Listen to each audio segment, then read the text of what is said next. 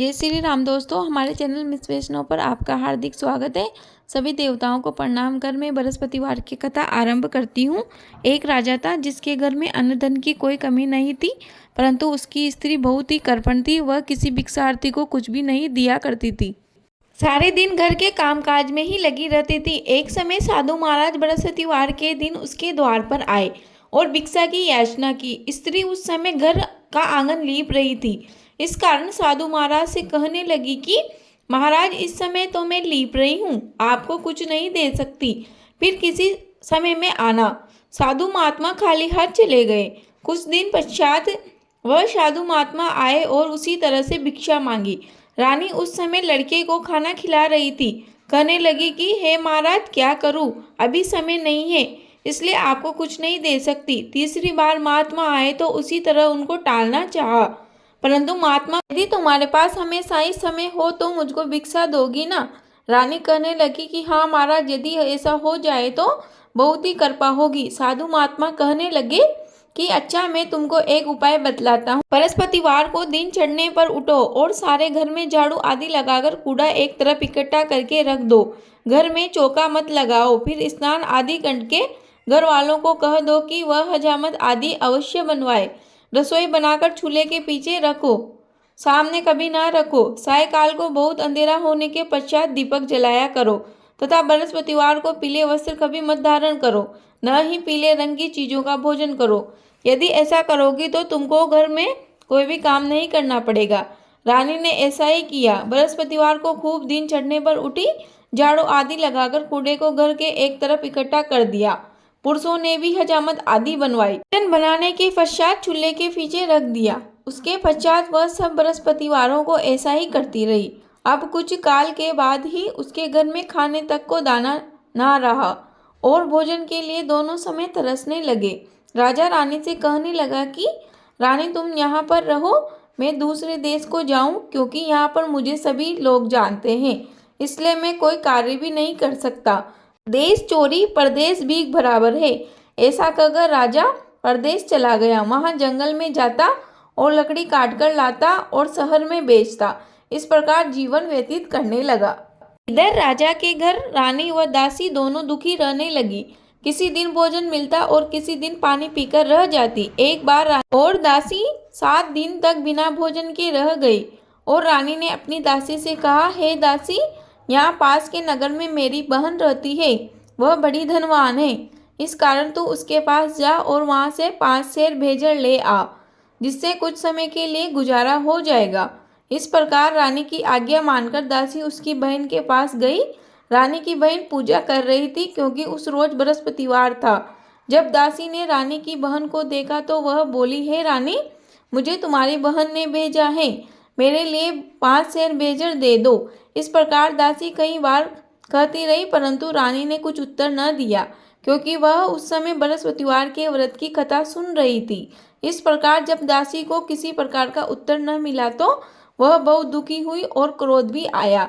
लौटकर अपने गांव में रानी के पास आकर बोली, हे रानी, तुम्हारी बहन तो बहुत बड़ी आदमीन है, वह छोटे मनुष्यों से बात नहीं करती है, इसलिए जब मैंने उससे कहा तो उसने किसी प्रकार का उत्तर ही नहीं दिया। उसका कोई दोष नहीं है। जब बुरे दिन आते हैं तब कोई सहारा नहीं देता। अच्छे बुरे का पता आपत्ति काल में ही लगता है। जैसी ईश्वर की इच्छा होगी वह होगा। यह सब हमारे भाग्य का दोष है। इधर उस रानी ने देखा कि मेरी बहन की दासी आई थी, परंतु मैं उससे नहीं बोली, इससे बहुत दुखी हुई होगी। यह सोचकर कहानी को सुन और विष्णु भगवान का पूजन समाप्त करके वह अपनी बहन के घर चल दी और जाकर अपनी बहन से कहने लगी, हे बहन, मैं बृहस्पतिवार का व्रत कर रही थी, तुम्हारी दासी गई थी, परंतु जब मैं कथा सुन रही थी, कथा सुनते समय न तो बोलते हैं ना ही उठते हैं, इसलिए मैं न बोली। कहो दासी क्यों गई थी? रानी बोली, बहन, हमारे यहाँ अनाज नहीं है, वैसे तुमसे कोई बात छिपी हुई नहीं है, इस कारण मैंने दासी को तुम्हारे पास 5 सेर भेजर लेने भेजा था। रानी बोली, बहन देखो, बृहस्पति भगवान सबकी मनोकामनाएं पूर्ण करते हैं, शायद तुम्हारे घर में अनाज रखा हो। इस प्रकार के वचन सुन रानी घर के अंदर गई तो वहाँ देखा कि एक घड़ा भेजर भरा हुआ था। तब वह रानी और दासी प्रसन्न हुई और दासी कहने लगी, हे रानी देखो, वैसे तो हमें भोजन नहीं मिलता था, इसलिए हम आज से ही व्रत करते हैं। अगर इनसे व्रत की विधि और कथा पूछ ली जाए तो उसे हम भी कर लेंगे। तब उस रानी ने अपनी बहन से पूछा, बहन बृहस्पतिवार की कहानी कैसे कही जाती है, वो व्रत कैसे रखा जाता है। रानी की बहन बोली, हे बहन, गुरुवार के व्रत में चने की दाल मुनक्का से विष्णु भगवान का केले की जड़ में पूजन करे, दीपक जलाए, पीला भोजन करे, वह कहानी सुने। इस प्रकार करने से गुरु भगवान प्रसन्न होते हैं, अन्न वस्त्र पुत्र धन आदि देते हैं, वह सभी मनोकामनाएं पूर्ण करते हैं। इस प्रकार से रानी व दासी दोनों ने निश्चय किया कि बृहस्पति भगवान का पूजन अवश्य करेंगे। 7 रोज बाद जब बृहस्पतिवार आया तो उन्होंने व्रत रखा। गुड़साल में जाकर चना गुड़ बीन लाई तथा उसकी दाल से केले की जड़ का पूजन किया व विष्णु भगवान का भी पूजन किया। अब पीला भोजन कहाँ से लाए? बेचारी बड़ी दुखी हुई, परंतु उन्होंने व्रत किया था, इस कारण गुरु भगवान प्रसन्न हुए। वह 2 थालों में सुंदर पीला भोजन लेकर आए। दासी को देकर बोले, हे दासी, यह तुम्हारे और तुम्हारी रानी के लिए भोजन है, तुम दोनों करना। दासी भोजन पाकर बड़ी प्रसन्न हुई और रानी से बोली, भोजन कर लो रानी। रानी को इस विषय में कुछ पता नहीं था, इसलिए वह बोली, अरे दासी, तू ही भोजन कर, क्यों हमारी व्यर्थ में हंसी उड़ाती है। दासी बोली, एक महात्मा भोजन दे गए हैं। रानी कहने लगी, वह भोजन तेरे लिए ही दिया होगा, तू ही भोजन कर। दासी कहने लगी, वह महात्मा हम दोनों को 2 थालों में भोजन देकर गए हैं, इसलिए हम और तुम दोनों मिलकर साथ में भोजन करेंगे। इस प्रकार रानी व दासी ने गुरु भगवान को नमस्कार करके भोजन प्रारंभ किया। वह प्रत्येक बृहस्पतिवार को गुरु भगवान का व्रत व विष्णु भगवान का पूजन करने लगी। बृहस्पति भगवान की कृपा से फिर रानी व दासी के पास काफ़ी सारा धन हो गया। रानी फिर उसी प्रकार आलस्य करने लगी। तब दासी बोली, देखो रानी, तुम पहले इसी प्रकार आलस्य किया करती थी, तुम्हें धन रखने में कष्ट होता था, इस कारण सभी धन नष्ट हो गया था। अब गुरु भगवान की कृपा से धन प्राप्त हुआ है तो तुम फिर से आलस्य करती हो। बड़ी मुसीबतों के बाद यह धन पाया है, इसलिए हमें दान पुण्य करना चाहिए, भूखे मनुष्यों को भोजन करवाना चाहिए, ब्राह्मणों को दान दो, कुआं तालाब बावड़ी आदि का निर्माण कराओ, मंदिर पाठशाला बनवाकर दान दो, कुंवारी कन्याओं का विवाह करवाओ, धन को शुभ कार्यों में खर्च करो, जिससे तुम्हारा यश फैलेगा वह स्वर्ग प्राप्त होगा। रानी ने इस प्रकार के कर्म करने आरंभ कर दिए। उसका यश फैलने लगा। रानी व दासी विचारने लगी कि न जाने राजा किस प्रकार से होंगे, उनकी कोई खबर ही नहीं मिली।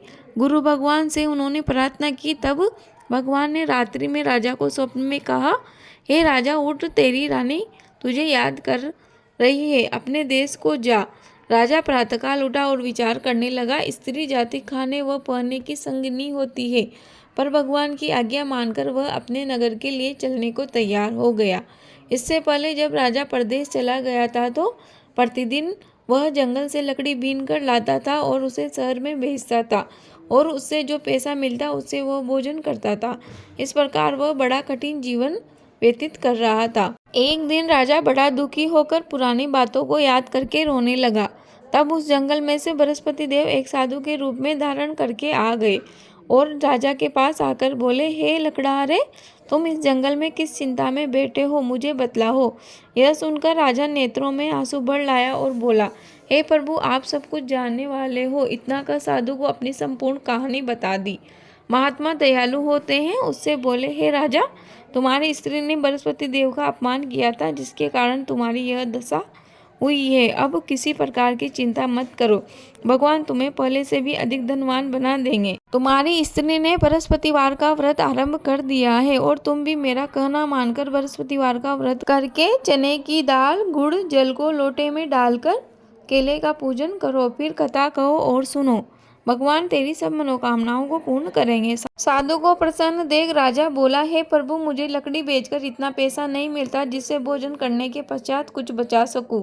मैंने रात्रि में अपनी स्त्री को व्याकुल देखा है, मेरे पास कुछ भी नहीं है जिससे कम से कम उसकी खबर तो मैं मंगा सकूं, और मैं कौन सी कहानी कहूँ यह मुझको मालूम नहीं है। साधु ने कहा, राजा, तू किसी प्रकार की चिंता मत कर, बृहस्पतिवार के दिन रोजाना की तरह लकड़ियाँ लेकर शहर को जाओ, तुमको उस दिन रोज से 2 गुना धन प्राप्त होगा।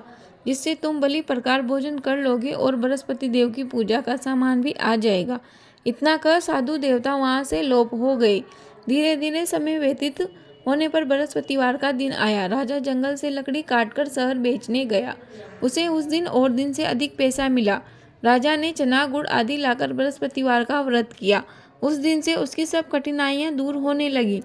परंतु जब दोबारा बृहस्पतिवार का दिन आया तो वह राजा व्रत करना भूल गया। इस कारण बृहस्पति भगवान नाराज हो गए। उस दिन उस नगर के राजा ने विशाल यज्ञ किया और शहर में यह घोषणा कराई कि कोई भी मनुष्य अपने घर में भोजन ना बनावे, समस्त जनता मेरे यहाँ भोजन करने आवे। इस आज्ञा को जो न मानेगा उसके लिए फांसी की सजा दी जाएगी। राजा की आज्ञा अनुसार शहर के सभी लोग भोजन करने गए, लेकिन लकड़हारा कुछ देर से पहुंचा। इसीलिए राजा उसे अपने साथ भोजन कराने के लिए ले गए। लकड़हारा राजा उसको अपने साथ भोजन करवा रहे थे कि उसी समय रानी की दृष्टि उस खूंटी पर पड़ी जिस पर उसका हार लटका हुआ था। वह वहां पर दिखाई न दिया। रानी ने निश्चय किया कि मेरा हार इसने चुरा लिया है। उसी समय सेना बुलाकर उसे जेलखाने में डलवा दिया। तब राजा जेलखाने में पड़ गया और बड़ा दुखी होकर विचार करने लगा, ना जाने कौन से पूर्व जन्म के कर्म से मेरे लिए इतना दुख प्राप्त हुआ है। उसी साधु को याद करने लगा जो कि जंगल में मिला था। उसी समय तत्काल बृहस्पति देव साधु के रूप में प्रकट हो गए और उसकी दशा को देखकर कहने लगे, अरे मूर्ख, तूने बृहस्पति देवता की कथा नहीं की, इस कारण तेरे लिए दुख प्राप्त हुआ है।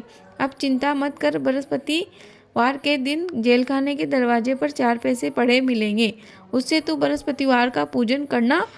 बृहस्पतिवार के दिन उसे 4 पैसे मिले। राजा ने कथा की और उसी रात्रि बृहस्पति देव ने उस नगर के राजा को स्वप्न में कहा, हे राजा, तुमने जिस आदमी को जेलखाने में बंद कर दिया है वह निर्दोष है, उसे छोड़ देना। तेरी रानी का हार उसी खूंटी पर लटका हुआ है। अगर तू नहीं छोड़ेगा तो मैं तेरे राज्य को नष्ट कर दूंगा। इस प्रकार के रात्रि के स्वप्न को देखकर राजा प्रातःकाल उठा और खूंटी पर हार को देखकर लकड़हारे को बुलाकर क्षमा मांगी। राजा को सुंदर वस्त्र आभूषण देकर विदा किया। जब राजा नगर के निकट पहुंचा तो उसे बड़ा ही आश्चर्य हुआ। नगर में पहले से अधिक बाग, तालाब और कुएं हैं। बहुत सी धर्मशालाएं, मंदिर आदि बन गए हैं। राजा ने पूछा, यह किसका बाग और धर्मशाला है? तो नगर के लोग कहते हैं कि यह सब रानी व दासी के हैं। तो राजा को और भी बड़ा आश्चर्य हुआ और गुस्सा भी आया। जब रानी ने यह खबर सुनी कि राजा आ रहे हैं तो उसने दासी से कहा, हे दासी, देख राजा हमको कितनी बुरी हालत में छोड़कर गए थे। कहीं हमारी ऐसी अच्छी हालत देखकर वह लौट न जाए, इसलिए तू जा, दरवाजे पर खड़ी हो जा।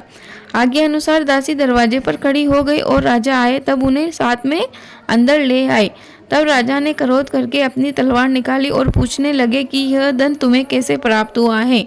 उन्होंने कहा कि यह बृहस्पति देव के व्रत के प्रभाव से प्राप्त हुआ है। राजा ने निश्चय किया कि 7 रोज बाद तो सभी बृहस्पति देव का पूजन करते हैं, परंतु मैं रोजाना दिन में 3 बार कहानी कहा करूँगा और रोज व्रत किया करूँगा। अब हर समय राजा के दुपट्टे में चने की दाल बंधी रहती। दिन में 3 बार कहानी कहता। एक दिन राजा ने विचार किया कि चलो अपनी बहन के यहाँ हो आवे। इस प्रकार निश्चय कर वह घोड़े पर सवार होकर अपनी बहन के यहाँ चलने लगा। मार्ग में उसने देखा कि कुछ आदमी एक मुर्दे को लिए जा रहे हैं। उन्हें रोक राजा कहने लगा, अरे भैया, मेरी बृहस्पतिवार की कहानी सुन लो। वे बोलो, लो हमारा तो आदमी मर गया, इसको अपनी कथा की पड़ी है। परंतु कुछ आदमी बोले, अच्छा कहो, हम तुम्हारी कथा सुनेंगे। राजा ने दाल निकाली और जब कहानी आधी हो गई तो मुर्दा हिलने लग गया और कहानी समाप्त हो गई तो वह राम राम कहकर खड़ा हो गया। आगे मार्ग में उसे एक खेत में किसान हल चलाता हुआ मिला। राजा ने उसे देखकर कहा, भैया, मेरी बृहस्पतिवार की कहानी सुन लो। किसान बोला, जब तक मैं तेरी कहानी सुनूंगा तब तक 4 हरैया और जोत लूंगा। जा, अपनी कहानी किसी और को सुनाना। इस प्रकार राजा आगे चलने लगा। राजा के अटते ही बेल पचाड़ खाकर गिर गए और उसके पेट में बड़ी जोर से दर्द होने लगा। उस समय उसकी माँ रोटी लेकर आई तो उसने देखा और अपने पुत्र से सब हाल पूछा। तब भी उसके बेटे ने सारी बात बता दी। बुढ़िया दौड़ी दौड़ी उस घुड़सवार के पास गई और उससे बोली कि मैं तेरी कहानी सुनूंगी, पर तू अपनी कहानी मेरे खेत पर चलकर ही कह।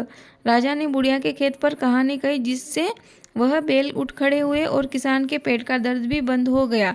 राजा अपनी बहन के घर कुशलतापूर्वक पहुंच गया। बहन ने अपने भाई की खूब मेहमानी की। दूसरे दिन प्रातःकाल राजा जागा तो उसने देखा कि सब लोग भोजन कर रहे हैं। राजा ने अपनी बहन से कहा कि कोई मनुष्य है जिसने भोजन नहीं किया हो, वह मेरी बृहस्पतिवार की कहानी सुन ले। बहन बोली, भैया यह देश ऐसा ही है, यहाँ लोग पहले भोजन करते हैं और बाद में अन्य काम करते हैं। अगर कोई पड़ोस में हो तो मैं देख आती हूँ। ऐसा कहकर वह देखने चली गई, परंतु उसे ऐसा कोई भी व्यक्ति नहीं मिला जिसने भोजन नहीं किया हो। अंत में वह एक कुम्हार के यहाँ गई जिसका लड़का बहुत दिन से बीमार था। उनके यहाँ किसी ने 3 दिन से खाना नहीं खाया था।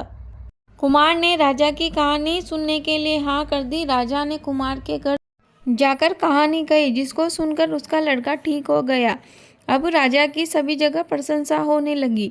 एक दिन राजा ने अपनी बहन से कहा कि ये बहन, हम अपने घर को जाएंगे, तुम भी तैयार हो जाओ। यह बात राजा की बहन ने अपनी सास से कही तो उसकी सास बोली, हाँ तू चली जा, परंतु अपने लड़कों को मत लेके जाना, क्योंकि तेरे भाई के कोई संतान नहीं है। बहन ने अपने भैया से कहा, है भैया मैं तो चलूँगी, लेकिन कोई बालक नहीं जाएगा। राजा बोला, जब कोई बालक ही नहीं जाएगा तो तू भी क्या करेगी। बड़े दुखी मन से राजा अपने नगर को लौट आया। राजा ने अपनी रानी से कहा कि हम निर्वंशी राजा हैं, हमारा मुंह देखने लायक नहीं है। वह कुछ भोजन आदि नहीं किया। तब रानी बोली कि बृहस्पति देव ने हमें सब कुछ दिया है, हमें संतान भी अवश्य देंगे। उसी रात्रि को बृहस्पति देव ने राजा के स्वप्न में आकर कहा, हे राजा उठ, सभी सोच को त्याग दे, तेरी रानी गर्भ से है। राजा को यह समाचार सुनकर बड़ी खुशी हुई। 9वें महीने में उसके यहाँ 2 पुत्र पैदा हुए। तब राजा बोला, हे रानी, स्त्री जाति बिना भोजन के रह सकती है, लेकिन बिना कहे नहीं रह सकते। जब मेरी बहन यहाँ आवे तो तुम उससे कुछ न कहना। रानी ने हाँ कर दी। जब राजा की बहन ने समाचार सुना तो वह बड़ी खुश हुई और बधाई लेकर अपने भाई के यहाँ आई। तभी रानी कहने लगी, घोड़े चढ़कर तो नहीं आई, गधे चढ़ी आई। राजा की बहन बोली, हे भाभी, मैं इस प्रकार न कहती तो आपको संतान कैसे प्राप्त होती। बृहस्पति देव ऐसे ही हैं, जैसी जिसके मन में कामना होती है सभी को पूर्ण करते हैं। जो भावना से प्रेम पूर्वक बृहस्पतिवार का व्रत करता है अथवा कथा सुनता है, वो पढ़ता है, वह दूसरों को सुनाता है, बृहस्पति देव उसकी सब मनोकामनाएं पूर्ण करते हैं। बोलो बृहस्पति भगवान की जय। बोलो विष्णु भगवान की जय। यह कथा यहीं समाप्त होती है। दोस्तों, मुझे उम्मीद है आपको वीडियो उपयोगी लगी होगी। प्लीज़ वीडियो को लाइक करें, कमेंट बॉक्स में जय श्री राम अवश्य लिखें। आपका दिन शुभ हो। धन्यवाद।